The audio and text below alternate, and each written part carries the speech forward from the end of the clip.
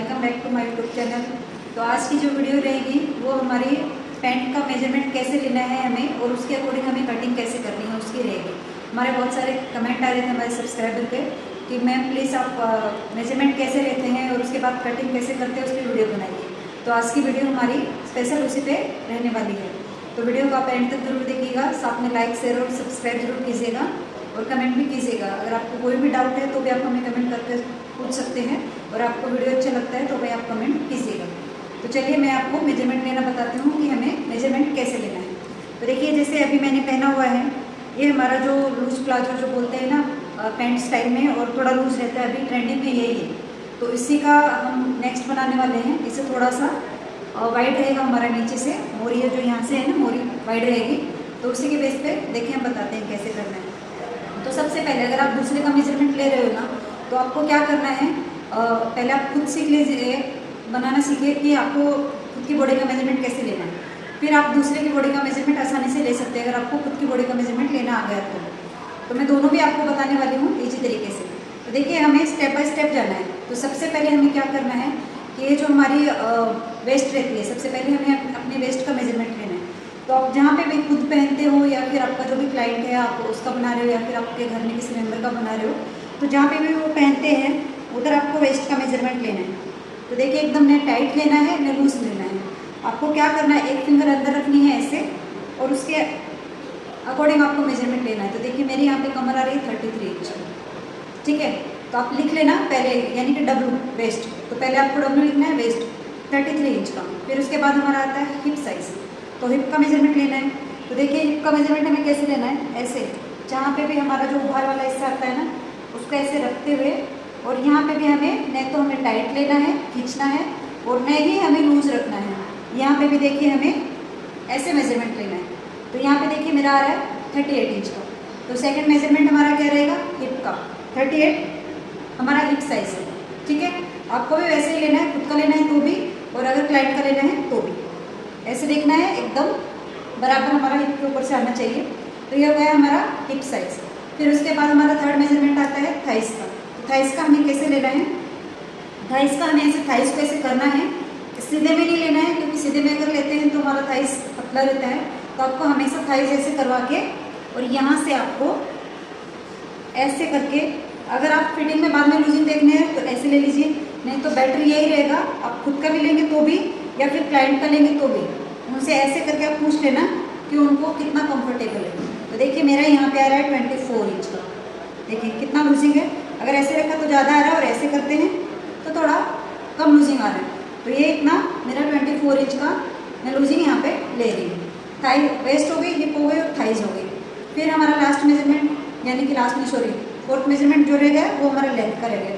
अगर आप क्लाइंट का मेजरमेंट ले रहे हो तो आप साइड से मेजरमेंट लेना, खुद का भी और क्लाइंट का भी। तो जहाँ पे भी आप पहनोगे वहाँ से आपको टेप ऐसे सीधा रख के ले लेना अगर क्लाइंट का ले रहे हो, यानी कि जो स्टार्टिंग टेप रहती है। अगर खुद का ले रहे हो तो अगर कोई पकड़ने वाला है तो आप ऐसे लेंथ चेक करके देख सकते हो। अगर नहीं है तो आपको क्या करना है, टेप को ऐसे उल्टा रखना है और उसके आधार पर आपको ऐसे जितना आपको लंबाई चाहिए उतना इसको आपको मेजरमेंट लेना है। तो देखिए मैं यहाँ पे मेरा बनाऊंगी 36.5 इंच लेंथ में, ठीक है।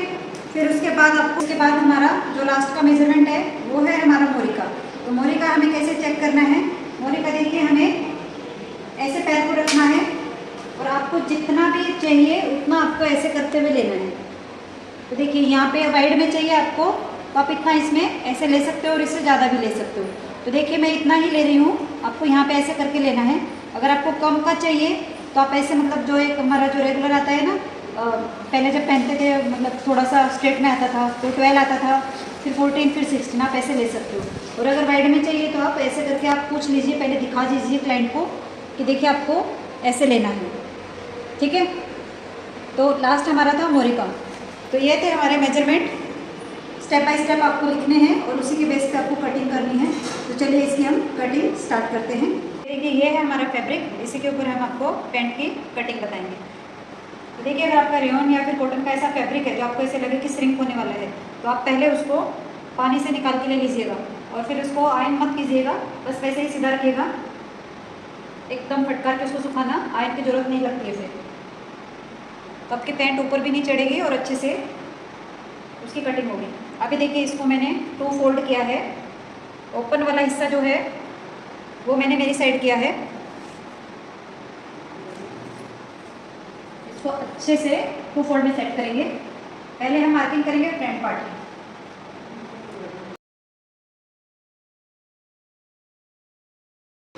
उसके बाद हम नीचे से फैब्रिक को सीधा करने के लिए एक लाइन बनाएंगे।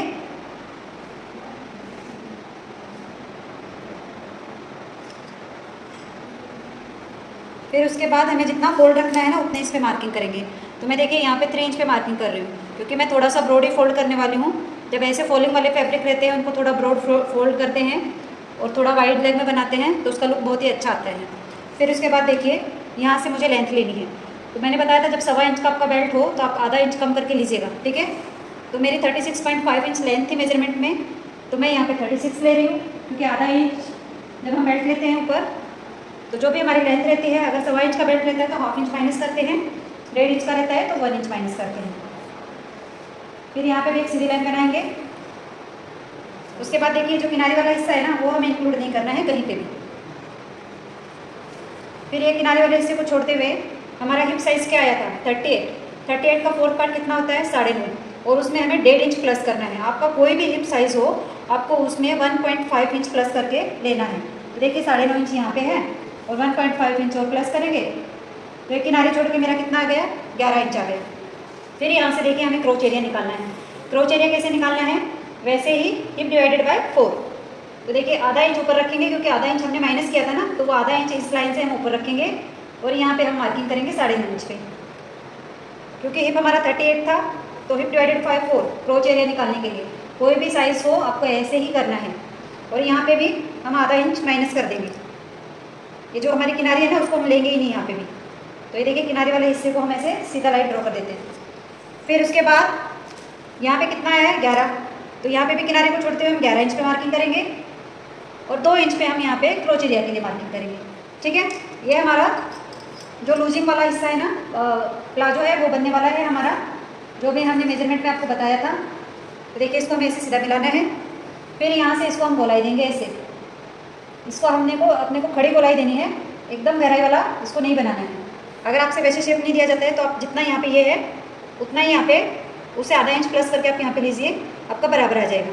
फिर देखिए हमें मोरी को नीचे से ब्रॉड बनाना है।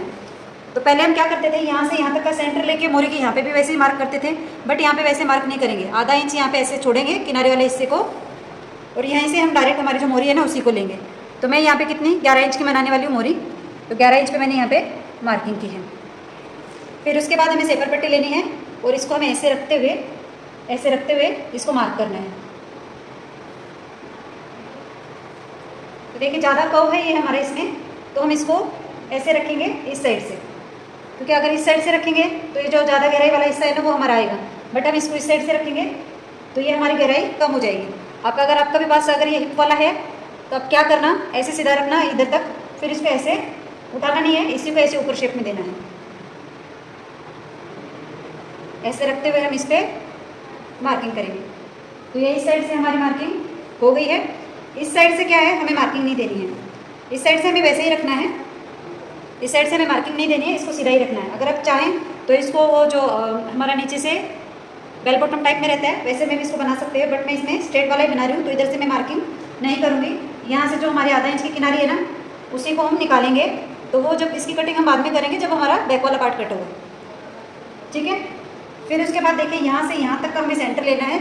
यहाँ से यहाँ तक का सेंटर क्यों लेना है, क्योंकि हमें फ्रंट में डाट डालनी है। किनारी छोड़ते हुए हमें यहाँ पे एक मार्किंग करनी है, सेम ऐसे ही यहाँ पे भी इसकी मार्किंग करनी है। ये हो गई मार्किंग। उसके बाद हमें 5 इंच जितनी यहाँ पे डाट डालनी है और जो फ्रंट वाला हिस्सा है ना उसको हमें 1/2 इंच जितना डाउन करना है। ये सभी साइजेस के लिए फिक्स है। जो मैंने ये तरीका बताया है आपको सभी साइजेस में ऐसे ही करना है। अगर आपका 40 से ऊपर अगर आपका साइज़ है तो आपको यहाँ पे 2.5 इंच लेना है, और 42 से ऊपर है तो आपको क्रोच एरिया यहाँ पे 3 इंच का लेना है। बाकी मेथड हमारा सेम ही रहने वाला है। तो इसकी हम कटिंग करते हैं।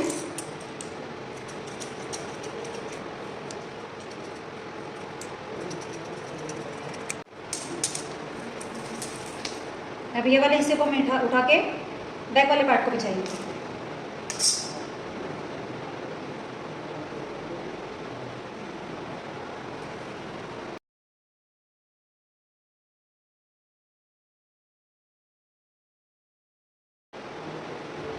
अभी फ्रंट वाले पार्ट को रखेंगे,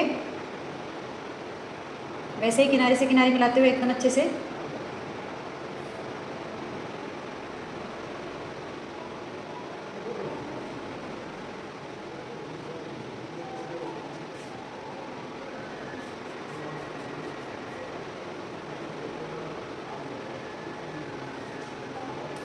अभी जो हमें ये सभी लाइन्स हैं, ये वाली जो लाइन है ना, इस लाइन को हम यहाँ पे आधा इंच नीचे रखेंगे, थोड़ा बैक वाले हिस्से को। वो क्यों रखना है वो भी मैं आपको आगे बताऊंगी। यहाँ पे बाकी सभी लाइन्स को हम यहीं पे सीधा कर देंगे ऐसे।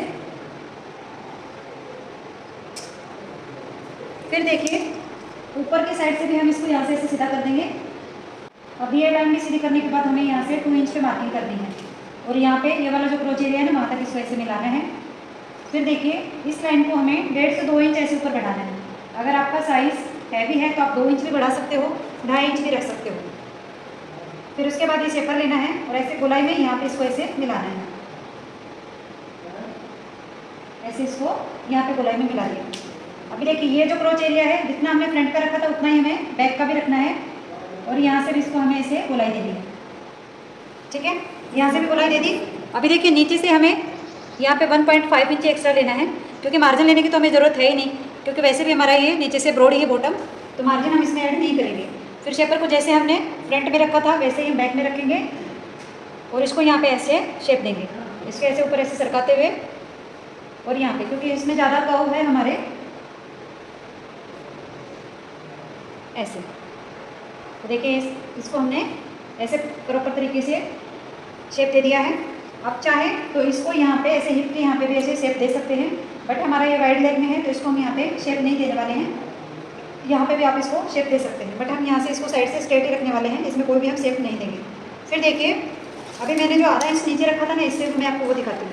पहले तो आप ये जो क्रोच एरिया है ना, यहाँ से इसको यहाँ तक ऐसे मेजर करेंगे, तो कितना रहा है 30.5। तो इसको भी हम यहाँ पे ऐसे रखेंगे और इसको भी ऐसे मार्क करेंगे, तो देखिए बराबर आ रहा है। अगर हम यहाँ पे इसको अगर बराबर ले लेते तो क्या दिक्कत आती है, हमारा जो आगे पीछे का हमारा छोटा बड़ा हिस्सा होता है ना, वो इसी कारण होता है।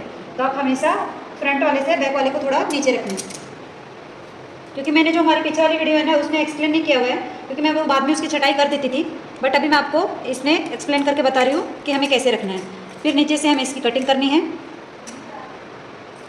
साइड से हमें किनारे वाले हिस्से को निकालना है जो 1/2 इंच की मार्किंग की थी।